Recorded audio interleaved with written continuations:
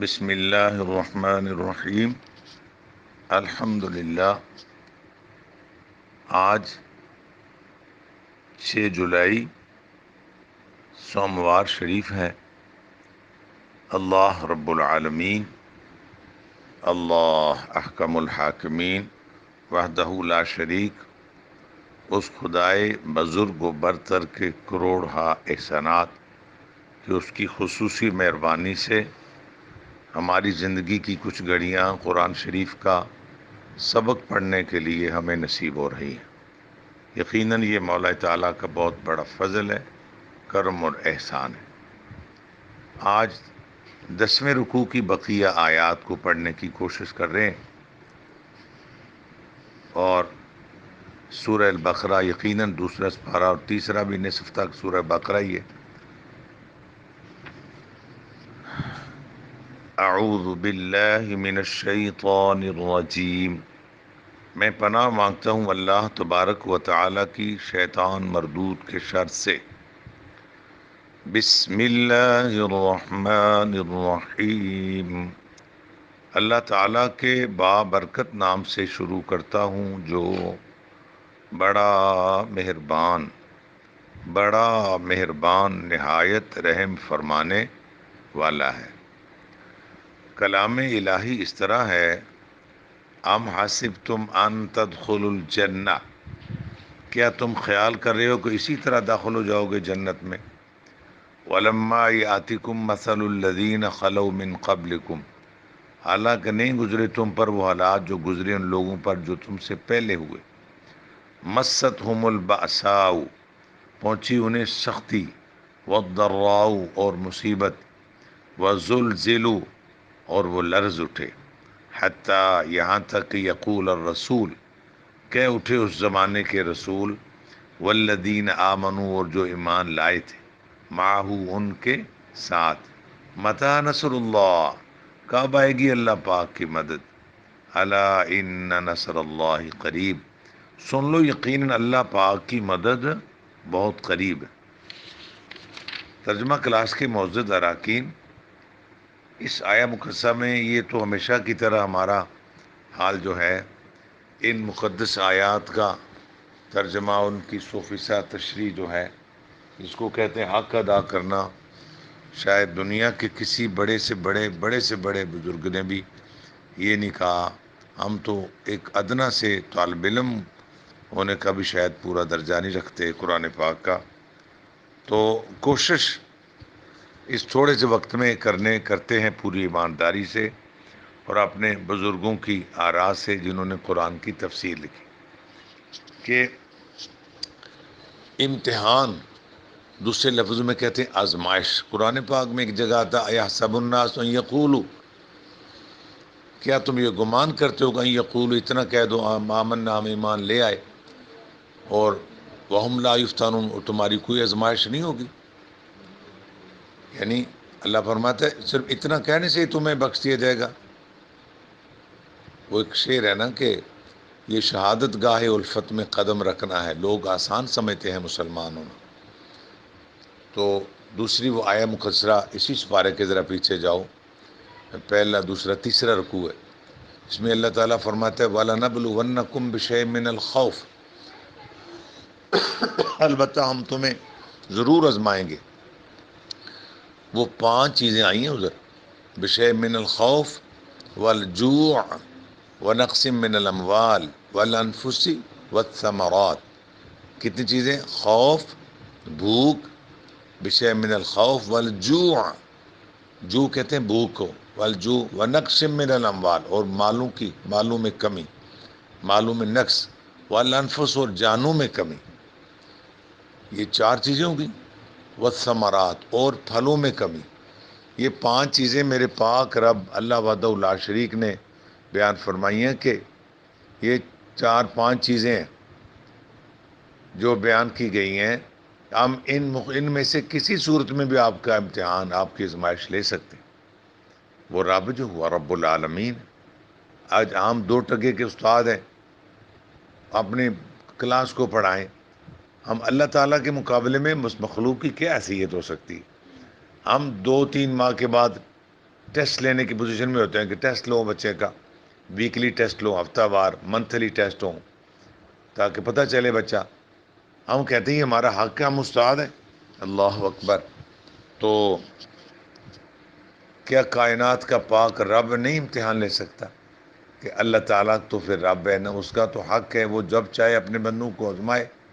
ہاں اللہ سے ہمیں دعا کرنی چاہیے، یا اللہ ہمیں کسی آزمائش میں نہ ڈالنا، ہم آزمائش کے قابل نہیں ہیں، اگر آزمائش کی گھڑیاں آ جائیں تو یا اللہ مدد فرمانا، ٹھیک ہے۔ تو اللہ تعالیٰ ارشاد فرما رہا ہے کہ میں تمہیں ان میں سے کسی صورت میں بھی آزماؤں گا۔ تو بڑے بڑوں کی زندگیاں پڑھو ذرا، پیارے آقا علیہ الصلوۃ والسلام سے اوپر چلتے جاؤ، حضور سے پہلے جو نبی تشریف لائے، حضور تو اس نبیوں کی جماعت کے بھی سربراہ تھے نا، سرکار، سبحان اللہ۔ آدم علیہ السلام سے چلو، جتنا بڑے ہستی ہیں اتنا بڑا اس کا امتحان۔ ظاہر ہے جو چوتھی کلاس کا بچہ، اس سے 10ویں کے لیول کا امتحان نہیں لیا جاتا، جو میٹرک کا طالب علم ہے اس سے ایف اے یا ایف اے کے طالب علم سے، بی اے یا بی اے کے طالب علم سے ایم اے کے برابر کا پیپر نہیں لیا جاتا، اس کی سطح کے مطابق اس پر کویشچن پیپر بنا کے چھوڑا جاتا ہے۔ تو اللہ تعالیٰ کے نبی تو بڑی کلاس کے، بڑے درجے کے بندے، بڑی ان کی شانیں، ان پر بڑی آزمائشیں آئیں، غور تو کرو۔ آدم علیہ السلام پیدا زمین کے لیے ہوئے، تشریف اور اللہ کے حکم سے جنت میں پہنچائے گئے، پھر اس وہاں سے جو حالات ہوئے، پھر نیچے تشریف لائے، عرصہ دراز میاں بیوی میں جدائی رہی اور اللہ کی بارگاہ میں روتے رہے۔ ہماری تفسیروں میں لکھا ہے کہ دنیا میں 3 ہستیاں بہت روئیں، ویسے تو اللہ والے رب کو منانے کے لیے روتے رہتے ہیں، اور یہ وہ ان میں رونے والوں میں تو بڑی بڑی ایسے پیارے واقعات۔ ہم تو دنیا کے لوگ ہیں، ہمارا 10 روپے کا نقصان ہو جائے روتے ہیں، کبھی خوف خدا سے نہیں روئے۔ خوف خدا سے تو کوئی خوش نصیب لوگ روتے۔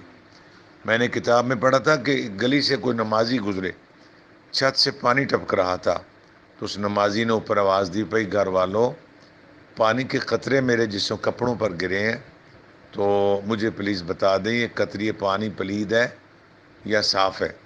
اگر پلید ہے تو میں جا کے کپڑے بدل کے آؤں۔ تو اوپر سے آواز آئی، اللہ اکبر، اللہ اکبر۔ یہ سحری کا وقت تھا، فجر سے ذرا پہلے آواز آئی، گناہ گار کے آنسوؤں کا پانی ہے، دو کپڑے بدل لو تو اچھی بات ہے، یا دو لو۔ اس قدر خوف خدا سے ہستیاں روا کرتی تھی۔ تو پھر فرمایا ان میں 3 ہستیاں دنیا میں بہت روئی۔ سیدنا آدم علیہ الصلوۃ والسلام جنت سے نکلنے کے بعد بہت روئے، اپنے رب کی رضا کے لیے بہت روئے، بڑے روئے، تفصیل آپ پیچھے پڑھ چکے۔ دوسرے حضرت یعقوب علیہ السلام اپنے پیارے بیٹے یوسف علیہ السلام کی جدائی میں بہت روئے۔ قرآن کے لفظ ہیں وَابْيَضَّتْ عَيْنَاهُ مِنَ الْحُزْنِ، ان کی آنکھیں سفید ہو گئی تھی۔ اور تیسرے حضرت امام زین العابدین واقعہ کربلا کے بعد بہت روئے، آپ ہنسا نہیں کرتے تھے۔ آپ کے بیٹے نے ایک دفعہ پوچھا، ابو جی آپ کبھی ہنسے نہیں؟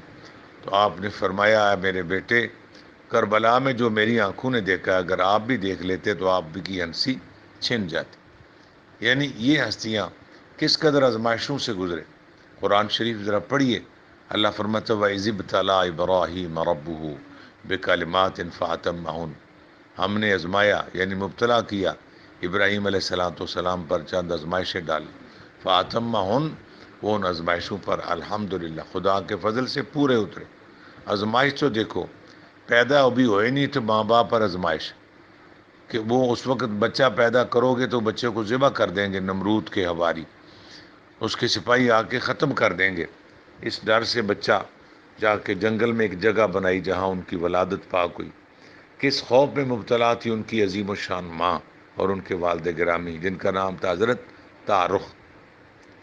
پھر جب بچے باپ بڑے ہوئے تو قصور تو یہی تھا نا کہ اللہ کی وحدانیت پر ایمان تھا، یعنی وہ اس معاملے میں کس قدر مصیبتوں میں سے گزرنا پڑا، یہاں تک کہ ان کو قید کیا گیا، پھر خوفناک آگ جلا کے اس میں پھینک دیا گیا۔ کیا سمجھتے ہو یہ چھوٹی چھوٹی آزمائشیں؟ یہ تو سنا ہے کہ ابراہیم علیہ السلام بڑی شان والے تھے، سبحان اللہ، واقعی بڑی شان والے تھے، شیخ انبیاء، نبیوں کا بابا، بڑی شان والا وہ بزرگ، سبحان اللہ۔ پر ان کی آزمائشیں بھی تو دیکھو، آگ میں جب ڈالے جا رہے ہیں تب بھی نہیں گھبرائے، تب بھی ایمان نہیں چھوڑا۔ پھر اپنی زوجہ عالیہ حضرت سارہ رضی اللہ عنہ کو لے کے نکلتے ہیں، راستے میں کسی بادشاہ نے پکڑ لیا، کن کن مصیبتوں سے گزرے، پھر بھی ایمان نہیں چھوڑا۔ پھر اس کے بعد اللہ رب العالمین نے آپ کی دوسری زوجہ حضرت ہاجرہ سے اولاد بخشی، تو بیٹا اور ماں دونوں کو حکم ہوا کہ دور کہیں صحرا میں لے کے چل، جہاں حکم ہوگا چھوڑ دینا۔ سوچو تو صحیح، مصیبت پر مصیبت، آزمائش پر آزمائش۔ ایک بچہ، چھوٹی عمر کی اس کی ماں جس کا پہلا یہ بچہ تھا، اور حکم ہے کہ چھوڑو۔ ذرا ابراہیم علیہ السلام کہیں کمزور نہیں ہو رہے، زمانے والوں اس کو کہتے ہیں بندگی، اور لے کے جا رہے، اور جہاں آرڈر ہوا چھوڑ دیا۔ پھر ایک عرصہ جدائی رہی، پھر جب اجازت ملی کہ بچے کو مل سکتے ہو، آپ ملاقات ہوتی، ایک اور بہت بڑی آزمائش آ گئی۔ رب کا قرآن شریف تو پڑھو۔ اللہ تعالیٰ فرماتے ابراہیم علیہ السلام خواب دیکھتے ہیں، حکم ہوتا ہے کرو قربانی، گایوں کی قربانی، دمبے قربان کیے جا رہے ہیں، اونٹ قربان کیے جا رہے ہیں، مگر آرڈر مسلسل مل رہا ہے۔ تو یہ خواب تیرا میرا خواب تو نہیں نا، یہ اللہ کے پیغمبر کا خواب ہے۔ نبیوں کا خواب ڈائریکٹ اللہ تعالیٰ کی وحی ہوتی ہے، اللہ کا پیغام ہوتا ہے۔ تو جب مسلسل قربانی کا آرڈر مل رہا ہے تو عرض کیا مولا میرا رب مجھ سے کس چیز کی قربانی چاہتا ہے؟ تو اگلے لفظ سنیے ذرا قرآن پاک، یا بنیا، قرآن کے لفظ ہیں۔ آپ نے فرمایا اے میرے بیٹے، انی ارا فی المنام، میں دیکھتا ہوں خواب میں۔ اس کی تشریح اتنی پھیلتی جا رہی ہے، باہر صورت کوشش کرتے ہیں جی۔ خواب میں دیکھتا ہوں، چونکہ اس آیت میں آزمائش کا سلسلہ ہے کہ اللہ تعالیٰ فرماتے ہیں ہم حسبتم ان تدخلوا الجنہ، کیا تم ایسے ہی جنت میں داخل ہو جاؤ؟ کیا وہ قرآن کی آیت پڑھ رہے تھے؟ یا بنیا، اے میرے بیٹے، یہ ابراہیم علیہ السلام کا خواب ہے جو رب سچے نے اپنی مقدس کتاب قرآن شریف میں بیان فرمایا۔ انی ارا فی المنام، میں نے دیکھا ہے خواب میں کہ انی اصبحو کا، کہ میرے بیٹے میں تجھے ذبح کر رہا ہوں۔ فانظر ماذا ترا، بسا آپ کا کیا خیال ہے، کیا خیال ہے؟ تو سعادت مند بیٹے نے کیا جواب دیا؟ افعل ما تؤمر، اے ابا جی جو حکم ہے کر گزریے، جو آرڈر ہے کر گزریے۔ جواب میں کیا ہوگا؟ عرض کیا ستجدنی انشاءاللہ، ابا جی اگر اللہ پاک نے چاہا تو میں انشاءاللہ صبر کروں گا، انشاءاللہ من الصابرین۔ ایک ایک حرف پر آپ ذرا غور فرما جی، صبر کی نسبت ڈائریکٹ اپنی طرف نہیں کی، ستجدنی انشاءاللہ، آپ پائیں گے مجھے اگر اللہ نے چاہا، اگر اللہ نے چاہا، اگر اللہ نے چاہا۔ آپ جب بھی کسی اچھے کام کا ارادہ کریں کیا کہیں؟ انشاءاللہ، اگر اللہ نے چاہا۔ آج کل ہمارے اداروں میں اور بعض دفعہ عام چھوٹے چھوٹے اسکولوں میں بھی لکھا ہوتا ہے، اسکول تو اسکول ہی ہوتا ہے، وہ بڑی مقدس جگہ ہے۔ میرے ایک شاگرد عزیز ہیں، وہ ادھر ہوتے ہیں راولپنڈی میں، کہنے لگے اتنا مقدس شعر ہے کہ عام جگہ پہ لکھا ہوا ہے کہ یہ فیضان نظر تھا کہ مکتب کی کرامت تھی، سکھائے کس نے اسماعیل کو آداب فرزندی۔ میں کہ ہمارا سکول چاہے چھوٹا ہو، سکول سکول ہوتا ہے، بڑی خاص جگہ ہوتی، تو یہ ساری دنیا کو پتہ چل رہا ہے کہ ان آزمائشوں سے گزر رہا ہے بندہ۔ یہ کون بندہ ہے؟ یہ ابراہیم علیہ الصلوۃ والسلام ہے۔ یہ وہ ہستی ہیں جن کو رسول پاک علیہ الصلوۃ والسلام نے اپنا باپ ارشاد فرمایا ہے۔ یہ بزرگ ہیں بہت بڑے، کہتے ہیں نا فلاں قوم کا بابا، بابا قوم پاکستان بابا حضرت قائد اعظم، تو بابا صحافت مولانا ظفر علی خان کہا جاتا ہے۔ اللہ اکبر۔ تو نبیوں کا بابا ابراہیم علیہ السلام، رتبہ اتنا بڑا، آزمائشیں دیکھو۔ اللہ فرماتا ہے ہم نے ان کو آزمایا، فاتمہن، وہ پورے اترے۔ تو پھر ان کی نسل پاک میں ہی کہیں ان کی نسل کی ایک لائن بنی اسرائیل کے نام سے چلتی ہے، جس میں 70,000 تک نبی تشریف لاتے، اور دوسری مقدس لائن بنی اسماعیل کے نام پہ چلتی ہے، جس میں جناب اسماعیل علیہ الصلوۃ والسلام کی نسل پہ آگے چل کے سید الانبیاء تشریف لاتے ہیں۔ سبحان اللہ، سبحان اللہ، سبحان اللہ۔ تو کیا کہا؟ یہ شہادت گاہ الفت میں قدم رکھنا ہے، لوگ آسان سمجھتے ہیں مسلمان ہونا، تو اسلام کی تاریخ تو آزمائشوں سے بھری ہے۔ چلتے آئیں، آقا پاک صدقے جاؤں رسول اللہ کی عظمت پر، حضور علیہ الصلوۃ والسلام نے ارشاد فرمایا کہ ہر نبی کو دوران تبلیغ ستایا گیا، اور جتنا مجھے ستایا حضور فرماتے اتنا کسی کو نہیں ستایا گیا۔ مقدس راستے میں کانٹے بچھائے جاتے، نبی علیہ السلام کے جسم پاک پر اوجڑیاں پھینکی گئی، حضور کے مقدس گلے میں چادروں کو پیچ دیے گئے، حضور کا سوشل بائیکاٹ کر کے شیب ابی طالب میں 3 ساڑھے 3 سال تک کے لیے محصور کر دیا گیا، کیا کیا دکھ دیے گئے۔ یہ ان سے بڑا کون ہے؟ حضور سے بڑا تو کوئی نبی بھی نہیں۔ ان پر آزمائشیں آئیں۔ پھر آل پاک اصحاب رسول کی زندگیاں دیکھ لو، حضرت ابو بکر صدیق کو کتنا مارا گیا، کتنا دکھ دیا، صرف اس لیے کہ انہوں نے کلمہ پڑھا، انہوں نے اسلام کا سبق دیا۔ اور پھر چلتے چلتے آؤ، حضرت عمار بن یاسر کو کتنی تکلیف، عثمان غنی رضی اللہ عنہ کو کتنی آزمائشوں سے گزرنا پڑا، اور حضرت بلال کی تکلیفیں تو زمانہ جانتا ہے، کس طرح ان کو دکھ دیا جاتا تھا، کس طرح ان کو امیہ یہودی مارتا تھا، کہ وہ شعر کبھی بڑے ایک خاص رنگ میں ہمارے بزرگ پڑھا کرتے تھے۔ ادھر حضرت بلال کو ماریں پڑ رہی ہیں، پھر بھی احد احد پکار رہے ہیں۔ بعض لوگ کہتے ہیں احد احد پکارتے تھے، میرے استاد فرماتے تھے نرا احد نہیں پکارتے تھے، اللہ احد و رسولہ محمد، اللہ سونا ایک ہے اور اس کے رسول پیارے محمد صلی اللہ علیہ وسلم۔ پھر ان کے آگے چلو ذرا، بات تو بہت طول ہے، لیکن حضرت جا کے کربلا والے بزرگوں کو سلامی دے کے آتے ہیں۔ کتنے لاڈلے ہیں حضرت امام حسین، کتنی ان کی شان ہے، دونوں شہزادے بڑے لاڈلے۔ حضور فرماتے ہیں الحسن والحسین سیدہ شباب اہل الجنہ، حسن و حسین جنتی جوانوں کے سردار ہیں۔ کہیں حضور فرماتے ہیں الحسن والحسین ہما ریحانیہ من الدنیا، حسن و حسین میری دنیا کے پھول ہیں، ہے جی۔ کہ فرمایا ان دونوں کو گود میں لے کے حضور اللہ کی بارگاہ میں عرض کرتے ہیں اللہم انی احبہما، ان کے لیے حضور خطبہ چھوڑتے ہیں، رتبہ اتنا بڑا، شان اتنی بڑی، لاڈ حضور فرما رہے۔ آگے چل کے ان شہزادوں میں سے حضرت حسن پاک کو انہی کی بیوی جادہ نے زہر دے دیا گیا، کتنی تکلیف سے گزرے ہوں گے۔ پھر جا حضرت امام حسین کی تکلیف تو ان سے بھی بہت زیادہ ہے۔ جب دین اسلام کی سربلندی کے لیے مدینہ پاک جیسا شہر ہم چھوڑیں تو ہمارا کلیجہ منہ کو آتا ہے، مدینہ چھوٹ رہے ہیں، کیا بنے گا دوبارہ پتہ نہیں ملنا موقع کہ نہیں ملنا۔ اللہ کا ہم میں سے کسی کے نانا جان تو وہاں تو نہیں، ہم وہاں پیدا تو نہیں ہوئے، جو وہاں مقام حضرت امام حسین کو ہے کسی اور کو تو نہیں ہو سکتا، حضور کے بعد انہی کا بڑا مقام۔ مدینہ پاک جیسا شہر چھوڑا اور چھوڑ کے آ رہے ہیں اسلام کی سربلندی کے لیے۔ تو ایسا وقت بھی آیا جب ان کے خاندان پاک کو پیاسا رکھا گیا، اور ان کو اس کربلا کے میدان میں اس حال میں شہید کر دیا کہ ان کا سر انور سجدے میں تھا۔ کیا سمجھتے ہو یہ چھوٹی آزمائش؟ جب آپ یزید کی فوج کے سامنے تشریف لے جا کے فرمایا سن لو یزیدیوں، کل قیامت کے دن اللہ کی بارگاہ میں پیش ہونا ہے، شاید تمہیں پتہ نہ ہو ہمارے ساتھ چھوٹی عمر کے بچے بھی، حضرت علی اصغر کو، اور میں پانی کا سوال، وہ سوال کے لیے نہیں گئے، یہ سوال کرنے والے نہیں تھے، یہ تو عطا کرنے والے تھے، یہ تمام حجت کے لیے گئے تھے، اس کو پڑھے لکھے لوگ سمجھتے، تاکہ ان کے پاس کوئی بہانہ نہ رہ جائے کہ ہمارے پاس ساتھ حضرت علی اصغر اتنی چھوٹی عمر کے بچے بھی ہیں۔ انہوں نے کہا جو بھی ہے پھر تو آپ یزید کو قبول یعنی ایمان چھوڑو۔ آپ نے فرمایا پانی کے قطرے کے لیے ایمان چھوڑ دوں؟ جب تیر لگتا حضرت علی اصغر شہید ہوتے ہیں، تمہیں کہیں بے صبری نظر نہیں آتی؟ آدم علیہ السلام سے لے کر امام حسین تک اور آج تک اور قیامت تک اللہ کے مقدس لوگوں میں کہیں بھی بے صبری نظر نہیں آتی؟ تو ان کے بارے میں کیا کہا؟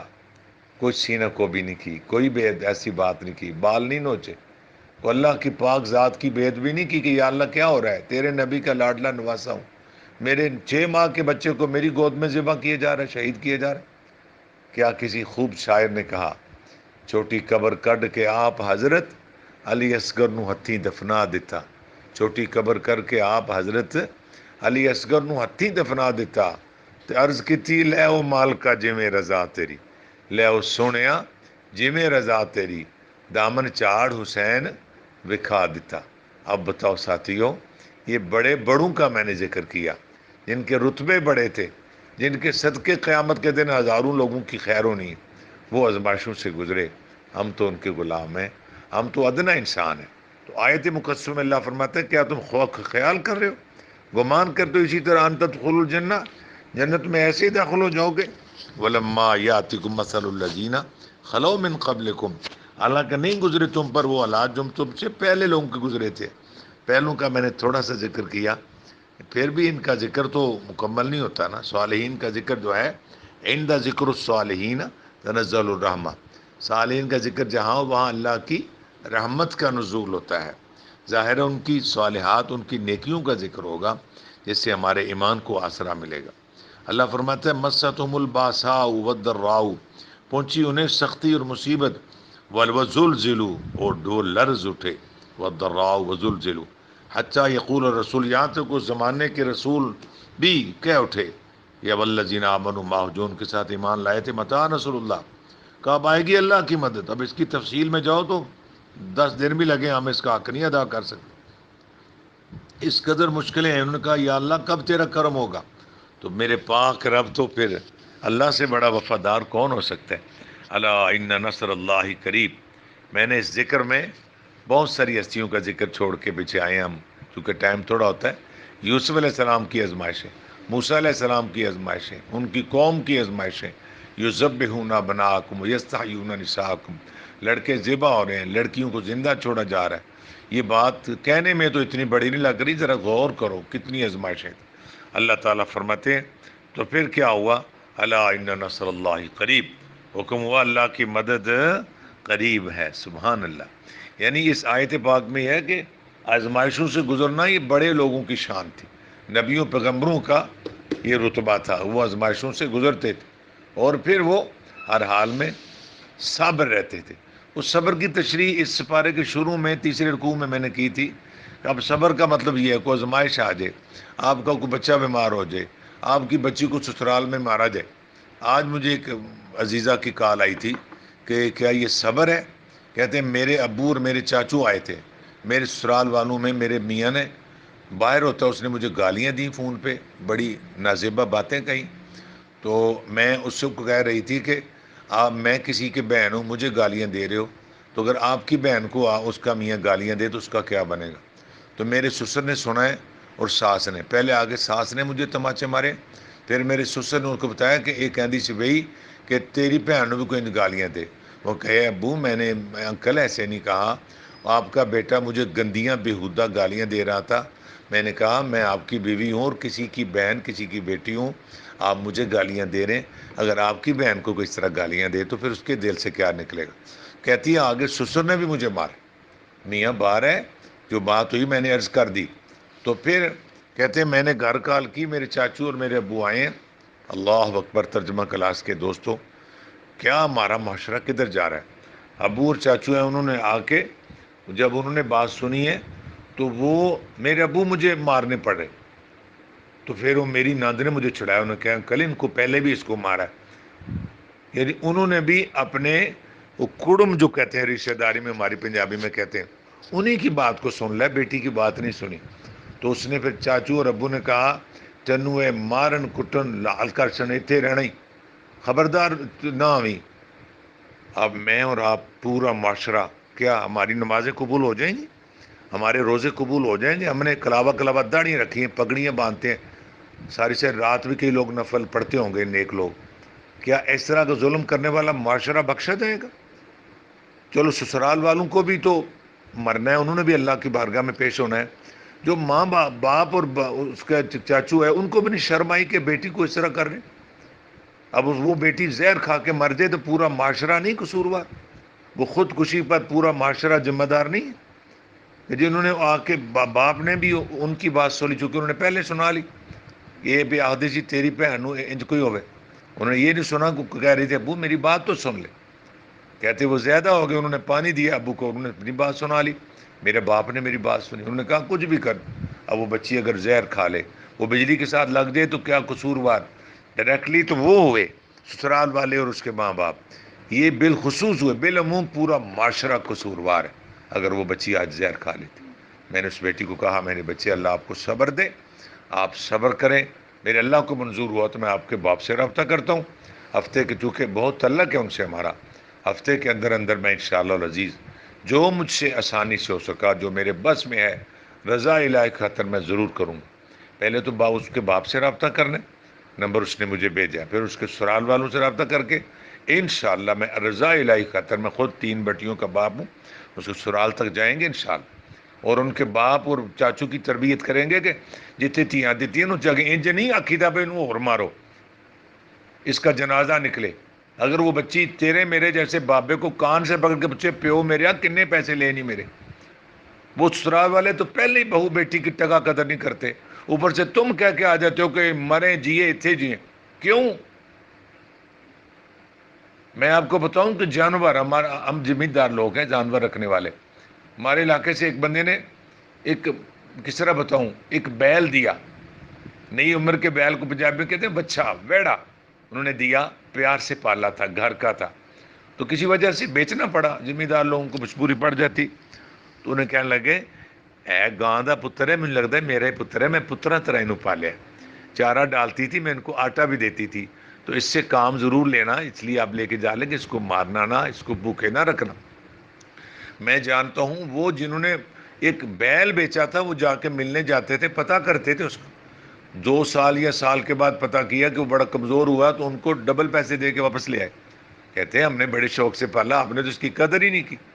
ایک جانور کا دھیان رکھا جاتا ہے، کیا بیٹی کا دھیان نہیں رکھنا چاہیے؟ جا کے کہنا چاہیے کہ ہم نے بیٹی دی ہے، آپ سے کاروبار نہیں کیا، سودا بازی نہیں کی، رشتہ داری کی، اگر اس کو دکھ دو گے تو میری نسل کا آخری بندہ بھی تم سے بدلہ لے گا، مجال کسی کی آپ اس کو مار رہنا، اس لیے کہ عزت سے رہو، دکھ نہ دو، عزت کرو، ہم تمہاری سب کی نوکری کریں گے، جہاں جہاں بیٹی دی ہوتی ہے ان کی عزت کی جاتی، اگر وہ دکھ دیں تو ان کی مجال ہے، تو یہ معاشرہ ہے، میری بات سمجھے، اس طرح اس معاشرے پہ ظلم ہو رہا ہے، اس طرح نہیں ہونا چاہیے۔ تو بات یہ کر رہا تھا میں کہ اللہ تعالیٰ کے پاک لوگ کتنی آزمائشوں سے گزرے، اس کا مطلب یہ نہیں ہے کہ آج اگر کوئی مشکل میں ہے تو آپ اس کو مزید مشکل میں ڈالو، یا یہ بھی مطلب نہیں ہے کسی پر مشکل آئے، کسی کا باپ فوت ہو جائے، کسی باپ کی بیٹی بیٹا فوت ہو جائے تو وہ یہ کہتا پھر آئے کیا ظلم ہو گیا، یہ بھی نہیں کہنا، یہ صبر ہے کہ اللہ کی پاک ذات کے بارے میں کوئی بے ادبی کا لفظ نہیں کہنا، مگر مصیبت کے سے نکلنے کے لیے کوشش کرنا یہ بے صبری ہے، بیماری کے لیے دعا لانا بے صبری، پرہیز کرنا بے صبری، نہ یہ بے صبری نہیں، بے صبری اگر ہوتی تو حضور کی سنت میں کبھی علاج کی اجازت نہیں ہوتی، ٹھیک ہے؟ بے صبری یہ ہے کہ اللہ کی پاک ذات کے بارے میں کوئی لفظ کہہ دینا، یا ایسی جگہ پہ واہ ویلا کرو جہاں فائدہ ہی کوئی نہیں، پڑھو قرآن شریف، چھٹا سپارہ پڑھو، میرا محدود سا علم ہے، اس وقت میرے سامنے بے شمار آیتیں اور واقعات آ رہے ہیں، قرآن کے واقعات، اللہ فرماتا ہے لا یحب اللہ الجہر بالسوء من القول، نہیں میرا اللہ پسند فرماتا کہ تم بیان کرو کوئی بری بات، ایسی بیہودہ باتوں کا ذکر کرو، اللہ پسند نہیں کرتا۔ آگے کیا لفظ ہے؟ الا من ظلم، قرآن شریف کے اکثر مضامین جن کی وضاحت اللہ کے بعد ہوتی ہے، الا من ظلم، ہاں اگر کسی پر ظلم ہو گیا تو پھر وہ اس کا مطلب وہ واویلا بھی کر سکتا، وہ شور بھی کر سکتی بیٹی کہ میرے ساتھ ظلم ہو رہا ہے، سمجھ آئی میری بات کی؟ یہ دین اسلام ہے، اس کو دین فطرت کہا جاتا ہے۔ تو بہر صورت مشکل میں صبر کرنا یہ صالحین نبیوں پیغمبروں کا طریقہ ہے، اور آگے تشریح میں بات آئی تو اس بچی کا بیان آ گیا کہ مصیبت سے نکلنے کے لیے حد شرع میں رہ کے کوشش کرنا بے صبری نہیں ہے، مصیبت بیماری کی صورت میں ہو تب، سسرال کی صورت میں ہو تب، کسی ہمسائے کی کوئی مصیبت ہو اس سے نکلنے کے لیے اللہ پاک کی حد میں رہتے ہوئے کوشش کرنا بے صبری نہیں ہے۔ تو اللہ فرماتے ہیں الا ان نصر اللہ قریب، بے شک اللہ کی مدد قریب ہے، سمجھ آ رہی؟ آگے فرمائیے یسألونک ماذا ينفقون، آپ سے پوچھیں کیا خرچ کریں، قل ما انفقتم من خیر فللوالدین والاقربین، فرمائی جو کچھ خرچ کرو اپنے مال سے اس کے مستحق تمہارے ماں باپ، والاقربین قریبی رشتہ دار، والیتامى اور یتیم، والمساکین اور مسکین، وابن السبیل اور مسافر، وما تفعلوا من خیر فإن اللہ بہ علیم، جو نیکی تم کرتے ہو تو بلا شبہ اللہ پاک اسے خوب جانتا ہے، کہیے سبحان اللہ سبحان اللہ۔ اب 3 آیتیں ہیں، یقین فرمائیے تینوں کے الگ الگ موضوع، اب اس آیت میں خرچ کرنے کا بیان ہے۔ پہلی بات تو خرچ کرنے کی بھی تفصیل بہت لمبی ہے، وہی عذر پیش کر کے ہم مقاصرہ کرتے ہیں کہ حق نہیں اس کا بھی ادا ہو سکے گا، کوشش ضرور کرتے ہیں۔ پہلی تو بات ہے خرچ اتنا کریں جتنی ہمارے بس میں ہو، ٹھیک ہے، اپنی طاقت سے زیادہ نہ کریں، اپنے بال بچے گھر بار کا خیال رکھ کے پھر تم اللہ کی راہ میں خرچ کرو۔ خرچ کرنے کا جب بیان ہوتا ہے، ہمارے کچھ غریب لوگ یہ سمجھتے ہیں یہ آیت تو امیروں کے لیے ہے جی، خرچ وہی کریں گے جو امیر لوگ ہیں، جبکہ ایسا نہیں ہے، آیت سب کے لیے، عمراء کے لیے بھی ہے، غرباء کے لیے بھی ہے۔ اس کی تشریح ابھی سمجھ آ جائے گی، کوئی مشکل آپ کے پاس رہے گی نہیں۔ آپ کہیں جی غریب کہاں سے خرچ کرے؟ بھائی بات تو سنو پوری۔ امیر اپنی سطح پر خرچ کرے، غریب اپنی حیثیت کے مطابق۔ اللہ کا گھر بن رہا ہے، مسجد، کوئی کہہ رہا ہے جی ہاں اس پہ پیسہ ڈالو، ایک امیر 1,00,000 روپے کا چیک کاٹ کے دیتا ہے، غریب 100 روپیہ دیتا ہے۔ میرے اللہ کی شان ہو سکتا ہے اللہ غریب کو 100 روپے کا ثواب اس امیر کے 1,00,000 سے بھی زیادہ دے۔ ٹھیک ہے، ایک حالت یہ ہے کہ وہ اپنی توفیق کے مطابق کرے، اللہ کی بارگاہ میں ثواب ہو سکتا ہے اللہ امیر سے بھی اس کے برابر یا اس سے زیادہ بھی دے سکتا ہے، یہ تو اللہ کی شان ہے، یہ نیتوں پر منحصر ہے۔ ایک تو یہ ہو گیا، دوسرا یہ کہ اس سے بھی اللہ کمزور ہے، اتنا بھی نہیں کر سکتا، تو وہ اپنے ہی بچوں پر کچھ خرچ کرے۔ میں صدقے جاؤں رسول اللہ کی عظمت پر، ماشاء اللہ، سبحان اللہ، ہے جی، کہ جب حضور کی خدمت میں کیا اختیار تھے میرے پاک رسول، ٹوکرا لے کے آیا وہ بندہ، کوئی اس سے پہلے ایک قصوروار بندہ بیٹھا ہوا تھا حضور کی خدمت میں، حضور کو غلطی ہوگی، مجھے اللہ پاک سے معافی لے دے۔ وہ جانتے تھے اصحاب کی اللہ کے حبیب ہیں، تو حضور علیہ الصلوۃ والسلام نے کچھ دیر جس طرح خاموشی اختیار فرمائی، حکمت تھی، رسول پاک سے بڑی حکمت کون جانتا۔ تو حضور علیہ الصلوۃ والسلام نے اسے فرمایا یہ لو ٹوکرا کھجور کو آیا، اس کو جا کے تقسیم کر دو۔ اس کو روزے رکھنے کے لیے بھی کہا، اس نے کہا میری ہمت میں نہیں یہ چیز۔ پھر کہا یہ ٹوکرا جا کے مدینہ پاک کے غریبوں میں بانٹ دو۔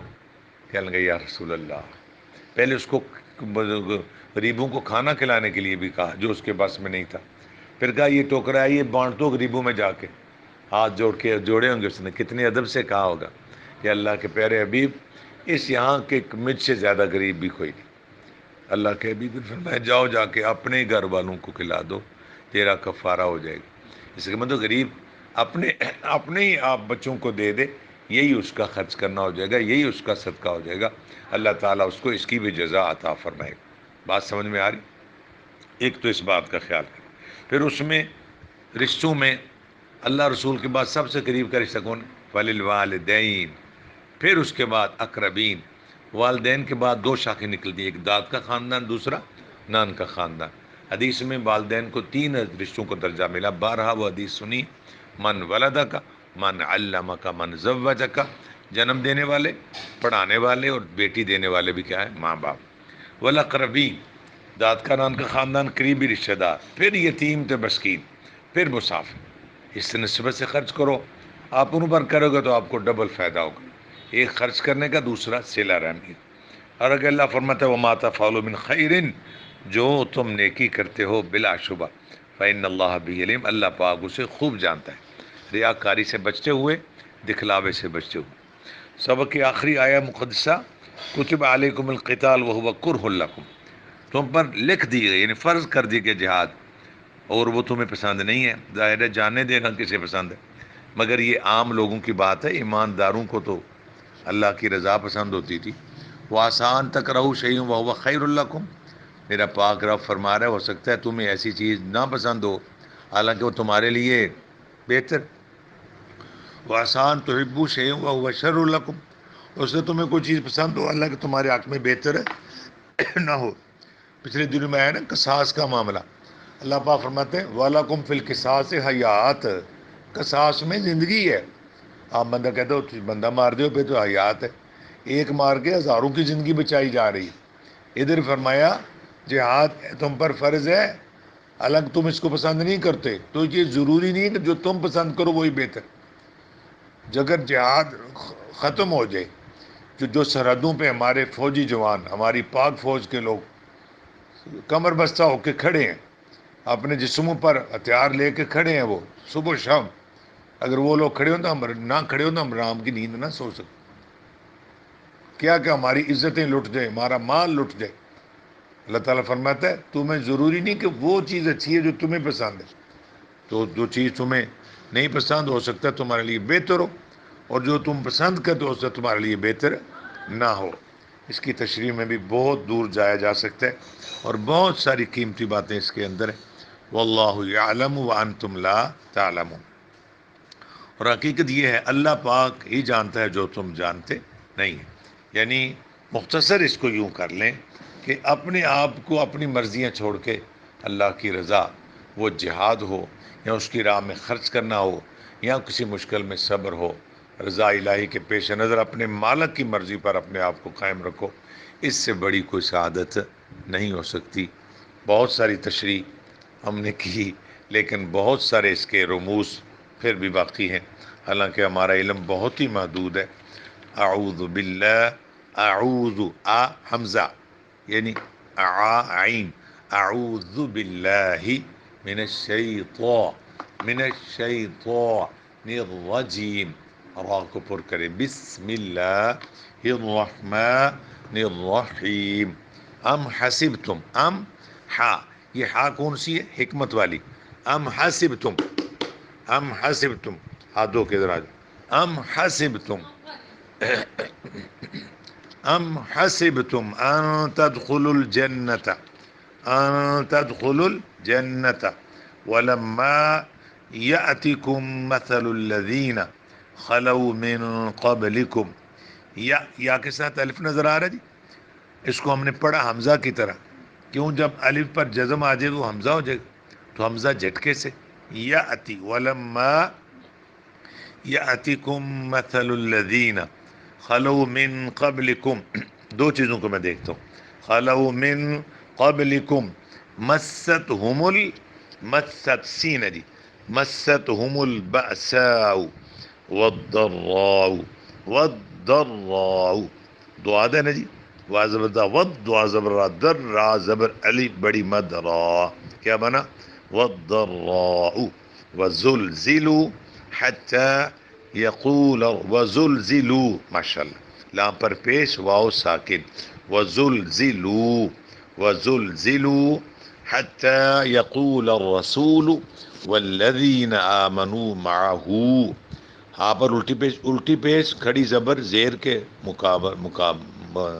کا طاقت رکھتی ہے، والذین آمنوا معه متی نصر اللہ، الا ان نصر اللہ قریب، یسألونک ماذا ينفقون قل ما انفقتم من خیر فللوالدین، فا زبر فا، لام زیر لام لل، کیا بنا؟ فلل، واو زبر الف وا، کیا بنا؟ فللوا، لام زیر لی، کیا بنا؟ واو کیوں لمبا ہوا؟ ساتھ الف آ گیا نا۔ یہ باتیں ذرا سمجھیں، پہلے قرآن سے ہی کرنا اصل میں کام ہے، ہم کمزوری کرتے ہیں، اللہ ہمیں معاف فرمائے، کیونکہ ٹائم اتنا نہیں ہوتا۔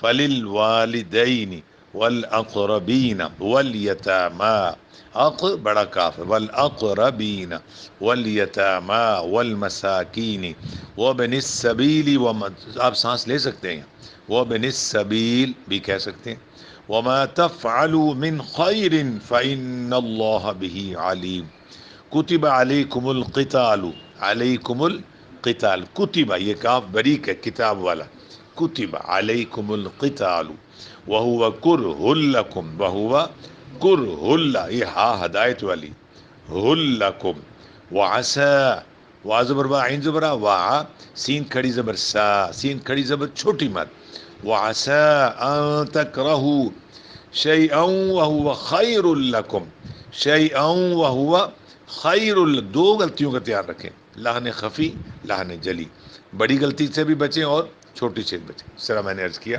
دونوں حالات پر دھیان رکھیں، شیئا وہو خیر لکم، وعسا، وا زبر وا، عین زبر وا، سین کھڑی زبر چھوٹی مد سا، وعسا ان تحبوا، ان تحبوا شیئا وہو شر لکم، شیئا وہو شر لکم واللہ یعلم وانتم لا تعلمون، واللہ، وا زبر لا، واللام کھڑی زبر لا، واللہ، ہا پیش ہو، واللہ یعلم، واللہ یعلم وانتم لا تعلمون، واللہ یعلم وانتم لا تعلمون، وانتم لا تعلمون، پڑھیے، آمنت باللہ، صدق اللہ العظیم، اس بات پر ایمان لایا کہ اللہ تعالیٰ نے سچ فرمایا، وصدق رسولہ النبی الکریم،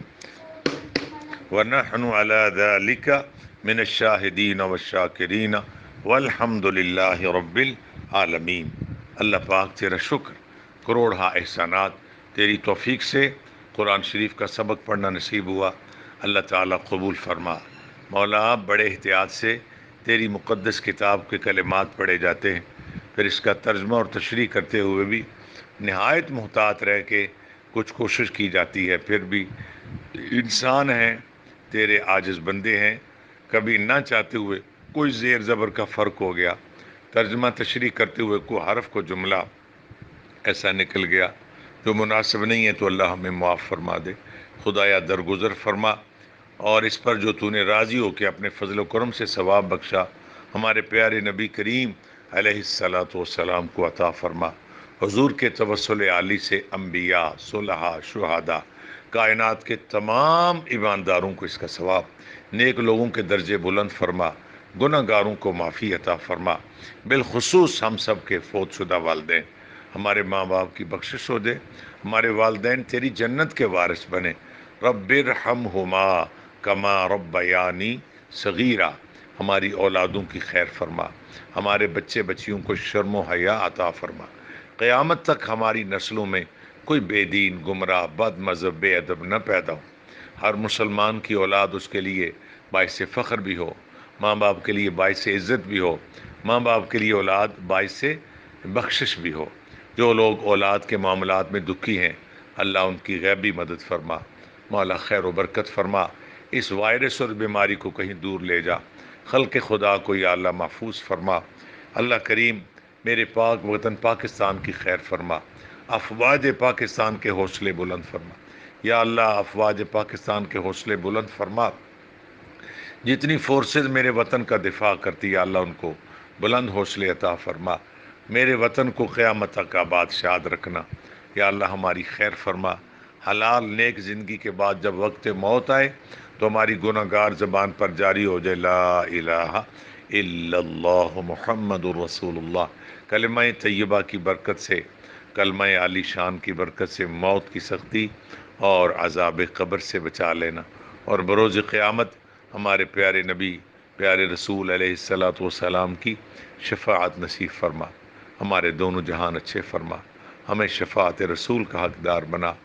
رب العالمین بڑی دعائیں اپنی طرف سے مانگتے ہیں، لیکن پھر جب اپنا حال، اپنا علم دیکھتے ہیں، سمجھتے ہیں ہمیں دعا مانگنا نہیں آتی، تیری پاک ذات کی بارگاہ میں عرض کرنے کا وہ طریقہ نہیں ہے، تو ایک بات کا آسرا ملتا ہے، تو ہمارا مہربان رب ہے، ہمیں دعا مانگنا نہیں آتا، پر مولا پاک تجھے تو دینا آتا ہے نا، جو ہمارے لیے بہتر ہے عطا فرما، جو نہیں ہے بہتر اس سے ہمیں محفوظ فرما، مولا ہماری خیر فرما۔